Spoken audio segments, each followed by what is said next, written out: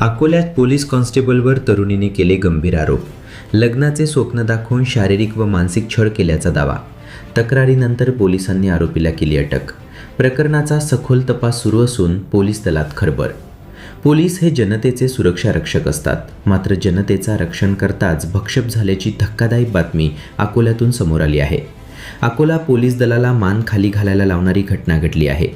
एका कर्मचाऱ्याने पोलीस भरतीचे प्रशिक्षण घेणाऱ्या एका तरुणीला लग्नाचे आमिष दाखवून तिच्यावर वारंवार शारीरिक अत्याचार केल्याची धक्कादायक घटना समोर आली आहे.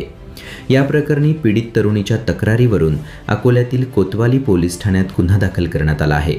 संबंधित पोलीस कर्मचाऱ्याला अटक करण्यात आली आहे. सचिन गायकवाड असे अटक करण्यात आलेल्या पोलीस कर्मचाऱ्याचे नाव आहे.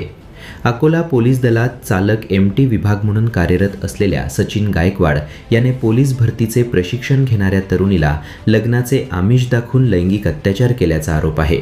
मिळालेल्या माहितीनुसार पीडित तरुणी ही पोलीस भरतीचे प्रशिक्षण घेत होती.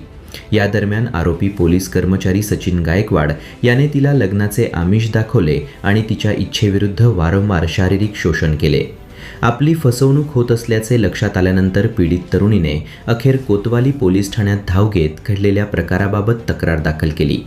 तरुणीच्या तक्रारीवरून कोतवाली पोलिसांनी तातडीने पावले उचलत आरोपी पोलीस कर्मचारी सचिन गायकवाड याच्या विरुद्ध शारीरिक शोषणाचा गुन्हा दाखल केला आहे. पोलिसांनी आरोपीला अटक केली आहे. पुढील तपास कोतवाली पोलीस करत आहेत. एका पोलीस कर्मचाऱ्यानेच अशा प्रकारचे कृत्य केल्याने अकोला पोलीस दलात खळबळ उडाली आहे. Bureau report, star TV9 Akola. कोतवालीमध्ये एक आमचे पोलीस कर्मचारी आहेत MTचे सचिन गायकवाड म्हणून, तर चालक आहेत ते, तर त्यांच्या विरुद्ध पोलीस स्टेशनला एक गुन्हा दाखल झालेला आहे.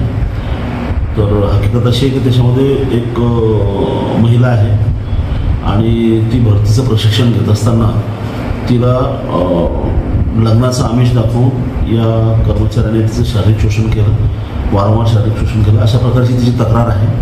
आणि तिची तक्रार पोलीस स्टेशनला दिल्यामुळे त्यांच्या विरुद्ध, त्या कर्मचाऱ्याविरुद्ध तिचं शारीरिक शोषण केल्याबद्दलचा गुन्हा दाखल करण्यात आलेला आहे. आणि आता तो आरोपी अटक आहे आणि त्याला PCR साठी आता न्यायालयामध्ये पुटअप केलेला आहे.